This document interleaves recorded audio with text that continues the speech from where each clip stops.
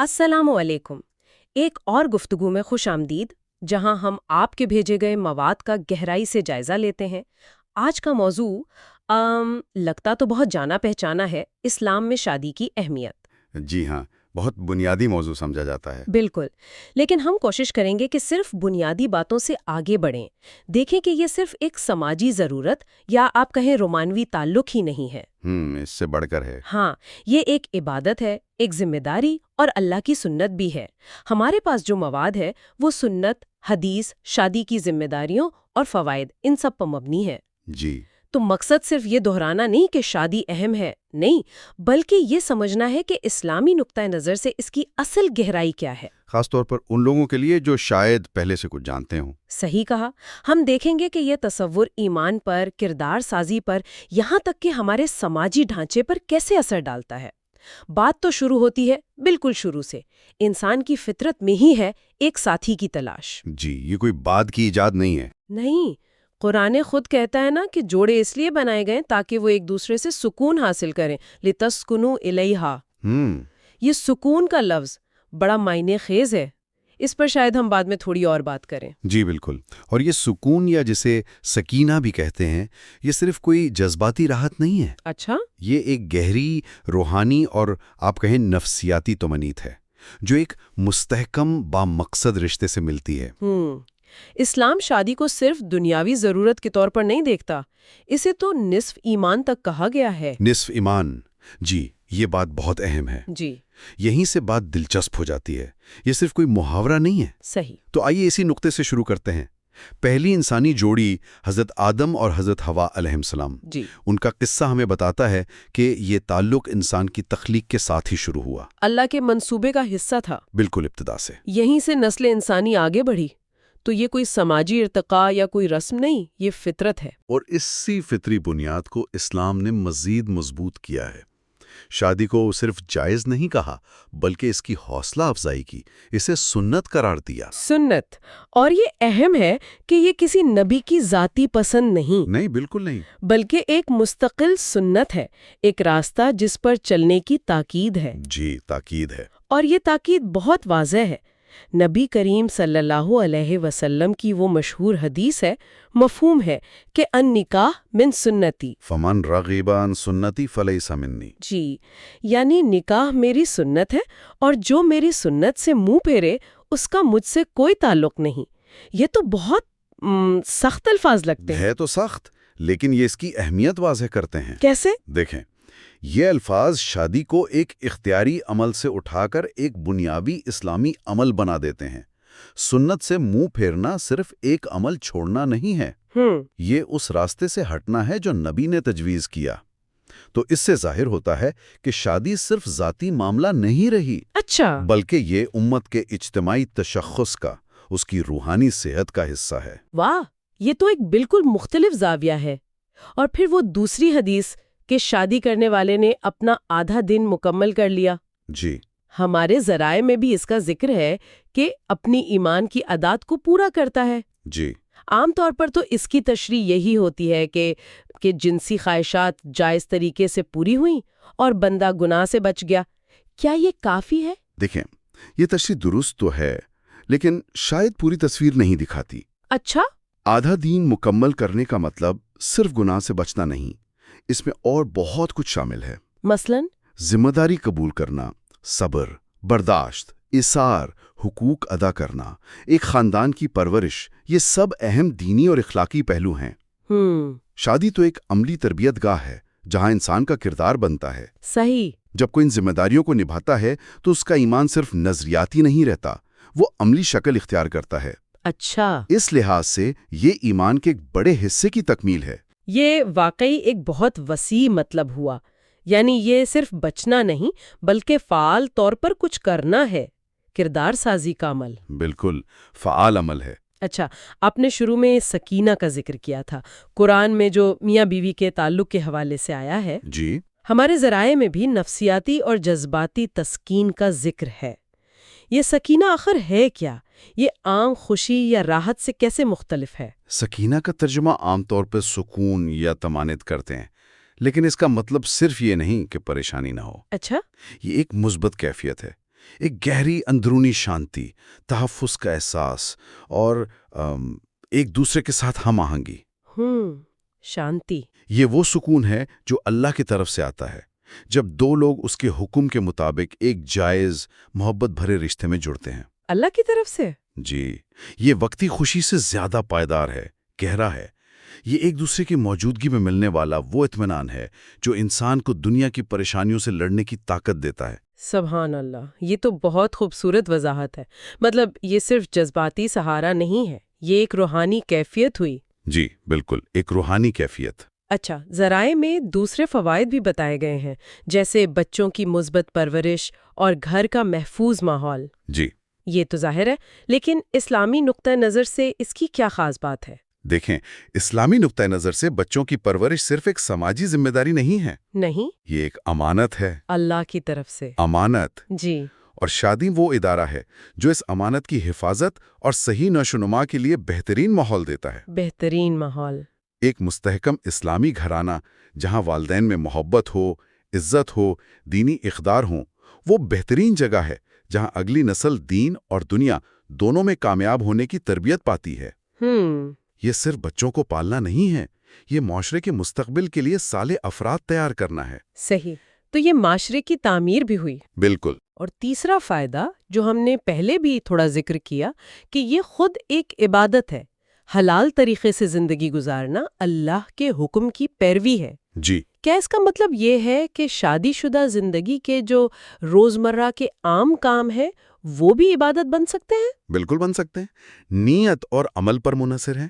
کیسے؟ بیوی کے منہ میں لقمہ ڈالنا، بچوں کے لیے رزق کمانا، گھر والوں سے اچھا سلوک کرنا، یہ سب نیکیاں ہیں جن پر اجر کا وعدہ ہے۔ اچھا۔ شرط یہ ہے کہ یہ کام اللہ کی رضا کے لیے ہوں اور اس کے بتائے ہوئے طریقوں کے مطابق ہوں۔ اس طرح شادی پوری زندگی کو عبادت میں بدلنے کا ایک ذریعہ بن سکتی ہے۔ پوری زندگی عبادت میں، واہ! اور چوتھا نقطہ تھا گناہ سے بچاؤ۔ جی۔ یہ تو واضح ہے کہ جائز تعلق حرام سے بچاتا ہے، لیکن کیا یہ صرف جنسی گناہ کی بات ہے یا اس سے کچھ زیادہ؟ نہیں، یہ اس سے وسیع ہے۔ کیسے؟ جب انسان کی بنیادی جذباتی اور جسمانی ضرورتیں ایک محفوظ اور جائز رشتے میں پوری ہوتی ہیں نا، جی، حل سے بھی بچ جاتا ہے جو تنہائی یا غیر صحت مند تعلقات سے پیدا ہوتے ہیں۔ نفسیاتی مسائل سے بھی بچاؤ۔ جی، تو یہ صرف جسمانی پاکیزگی نہیں، یہ نظریاتی اور جذباتی پاکیزگی کا بھی ذریعہ بنتا ہے، جس سے ایمان کو تقویت ملتی ہے۔ تو یہ سارے فائدے، سکینہ، کردار سازی، نسلوں کی پرورش، عبادت، گناہ سے حفاظت، یہ سب مل کر ایک فرد اور معاشرے پر بہت گہرا اثر ڈالتے ہیں۔ یقیناً ڈالتے ہیں۔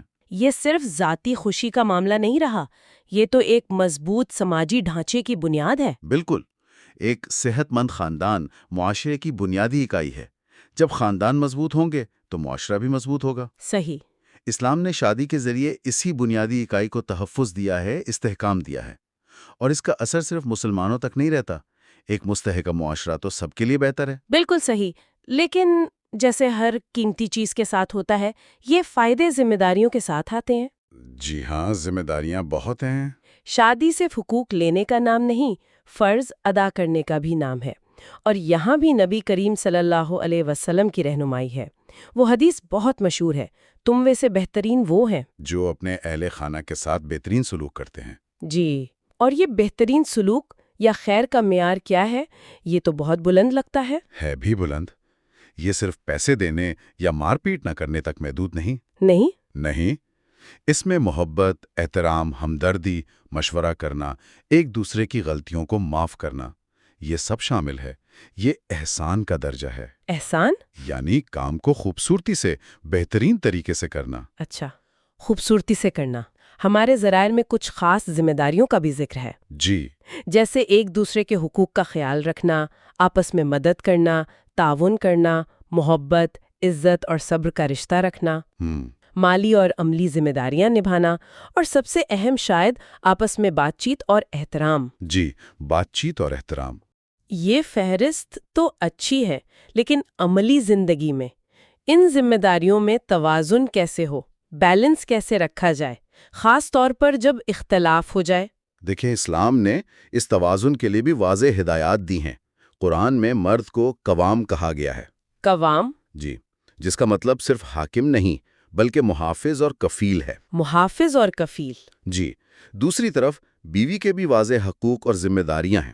جو کلیدی نقطہ ہے وہ ہے بالمعروف، بالمعروف؟ یعنی دستور کے مطابق بھلے انداز میں ایک دوسرے سے پیش آنا۔ اختلافات تو زندگی کا حصہ ہیں، بالکل۔ لیکن اسلام ان کو حل کرنے کے طریقے بھی بتاتا ہے۔ صبر، درگزر، آپس میں مشورہ، اور اگر ضرورت پڑے تو خاندان کے بزرگوں کی مدد لینا۔ مقصد رشتے کو توڑنا نہیں، جڑنا ہے۔ جوڑنا ہے۔ اور یہ ذمہ داریاں یک طرفہ بھی نہیں ہیں۔ قرآن میں وہ خوبصورت مثال ہے، ہن لباس لکم وانتم لباس لہن۔ جی، سورۃ البقرہ میں۔ وہ تمہارے لیے لباس ہے اور تم ان کے لیے لباس ہو۔ لباس کا کام کیا ہوتا ہے؟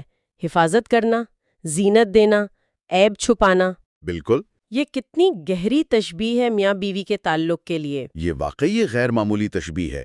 یہ باہمی تعلق کی نوعیت کو واضح کرتی ہے۔ لباس انسان کے سب سے قریب ہوتا ہے۔ جی۔ اسی طرح میاں بیوی کو ایک دوسرے کے سب سے قریب ہونا چاہیے۔ سب سے بڑا رازدار، محافظ۔ رازدار۔ وہ ایک دوسرے کی کمزوریوں کو دوسروں پہ ظاہر نہ کریں، پردہ پوشی کریں، ایک دوسرے کی خوبیوں کو ابھاریں، ایک دوسرے کے لیے زینت بنیں۔ یہ صرف حقوق و فرائض کی فہرست سے کہیں زیادہ گہری بات ہے۔ یہ باہمی تکمیل کا تصور ہے، میوچول کمپلیشن۔ باہمی تکمیل، اچھا۔ ذمہ داریوں کے ساتھ ساتھ کچھ بنیادی اصول و آداب بھی ہیں جن پر اسلام زور دیتا ہے۔ جی، اصول بھی ہیں۔ مثلاً نکاح کے لیے دونوں کی رضامندی لازمی ہے، زبردستی کی شادی کی کوئی گنجائش نہیں۔ بالکل نہیں۔ اس اصول میں کیا حکمت ہے؟ اس کی حکمت انسان کے احترام میں ہے، اس کی آزاد مرضی میں ہے۔ اسلام کسی بھی معاہدے میں، خاص طور پہ نکاح جیسے اہم معاہدے میں، جبر کو قبول نہیں کرتا۔ رضامندی سے یہ یقینی ہوتا ہے کہ رشتہ ایک مثبت، ایک پر امید بنیاد پر شروع ہو۔ یہ آگے چل کر بہت سے مسائل کی جڑ کاٹ دیتی ہے۔ صحیح۔ یہ دراصل فرد کے بنیادی انسانی حق کا اعتراف ہے۔ اور دوسرا اہم اصول مہر کا ہے۔ جی، مہر۔ اکثر لوگ اسے بس ایک رسم سمجھتے ہیں، لیکن کیا اس کے پیچھے کوئی گہری بات بھی ہے؟ مطلب صرف ایک رسم تو نہیں؟ نہیں، صرف رسم نہیں۔ مہر صرف کوئی مالی رقم یا تحفہ نہیں ہے۔ تو پھر کیا ہے؟ یہ بیوی کے لیے شوہر کی طرف سے عزت، احترام اور سنجیدگی کا اظہار ہے۔ یہ ایک علامتی اقرار ہے کہ شوہر اس رشتے کی مالی ذمہ داریاں اٹھانے کو تیار ہے۔ اچھا۔ اور یہ بیوی کو کچھ نہ کچھ مالی تحفظ بھی دیتا ہے۔ اسے دلہن کی قیمت سمجھنا تو بالکل غلط فہمی ہے۔ یہ ایک اعزازی تحفہ ہے جو بیوی کا حق ہے۔ اعزازی تحفہ، صحیح۔ اور تیسرا اصول رازداری اور حدود کا خیال رکھنا۔ جی، یہ بہت اہم ہے۔ کہ میاں بیوی ایک دوسرے کے رازوں کے امین ہوں اور جو باتیں ان کے درمیان ہیں انہیں باہر نہ لائیں۔ یہ اعتماد کے لیے کتنا ضروری ہے؟ یہ تو اعتماد کی بنیاد ہے۔ اگر میاں بیوی ایک دوسرے کے رازدار نہیں ہوں گے، ایک دوسرے کے ذاتی باتوں کا احترام نہیں کریں گے، تو ان کے بیچ وہ گہرا تعلق کیسے بنے گا؟ نہیں بن سکتا۔ وہ سکینہ اور لباس والی بات کیسے آئے گی؟ رازداری کا احترام رشتے کو مضبوط کرتا ہے اور اسے باہر کے منفی اثرات سے بچاتا ہے۔ یہ باہمی عزت کی بھی علامت ہے۔ تو اگر ہم ان تمام پہلوؤں کو جوڑ کر دیکھیں، ابتدا سے لے کر سنت، ایمان کی تکمیل، سکینہ، فوائد، ذمہ داریاں، احسان کا تصور، لباس کی تشبیہ اور یہ بنیادی اصول جیسے رضامندی، مہر، رازداری، جی، تو اسلام میں شادی کا تصور واقعی بہت جامع، بہت گہرا نظر آتا ہے۔ بلا شبہ یہ صرف ایک قانونی معاہدہ نہیں ہے، یہ ایک روحانی سفر ہے، ایک اخلاقی تربیت گاہ ہے اور ایک سماجی ضرورت بھی ہے۔ اس میں فرد کی ذاتی نشوونما بھی ہے اور معاشرے کی بھلائی بھی۔ اس میں دنیا کی راحت بھی ہے اور آخرت کی کامیابی بھی۔ دنیا اور آخرت دونوں؟ جی، یہ ایک ایسا نظام ہے جو انسانی فطرت کے تمام تقاضوں کو سامنے رکھتے ہوئے بنایا گیا ہے۔ تو خلاصہ یہ ہوا کہ اسلام میں شادی صرف ذاتی پسند یا کوئی سماجی روایت نہیں، اس سے بہت بڑھ کر ہے۔ بلکہ ایک سوچا سمجھا بامقصد ادارہ ہے، ایمان کو عملی شکل دینے، کردار سنوارنے، نسلوں کو پروان چڑھانے اور معاشرے کو مضبوط بنانے کا ایک اہم ذریعہ۔ بالکل۔ اس کی جڑیں انسان کی فطرت میں ہے اور اس کی شاخیں دنیا اور آخرت دونوں تک پھیلی ہوئی ہے۔ بالکل، اور شاید سب سے اہم بات یہ یاد رکھنی ہے کہ یہ ایک دو طرفہ عمل ہے۔ دو طرفہ؟ جی، کامیابی کے لیے دونوں کا اسلامی تعلیمات پر عمل کرنا، ایک دوسرے کے حقوق کا خیال رکھنا اور صبر و محبت سے کام لینا ضروری ہے۔ یہ صرف ایک کی نہیں، دونوں کی مشترکہ کوشش سے کامیاب ہوتا ہے۔ مشترکہ کوشش؟ صحیح۔ آخر میں ہمارے ذرائع کا پیغام بھی یہی تھا کہ اپنی سنت پر عمل کریں، ذمہ داریوں کو سمجھیں اور ایک بہترین رشتہ قائم کریں۔ جی، تو سننے والوں کے لیے آج کا غور طلب نقطہ یہ ہو سکتا ہے، ہم اپنی شادی شدہ زندگیوں میں یا مستقبل میں جو رشتہ بنے گا اس میں سکینہ کے اس گہرے احساس کو کیسے پیدا کر سکتے ہیں؟ اچھا سوال ہے۔ اور یہ لباس بننے کا عملی مطلب ہمارے روزمرہ کے تعلقات میں کیا ہے؟ ایک دوسرے کے لیے لباس بننا؟ جی، اس پر غور کرنا چاہیے۔ شاید ان سوالوں پر غور کرنا ہمیں اس مقدس رشتے کی حقیقی قدر و قیمت سمجھنے میں مدد دے۔ انشاءاللہ۔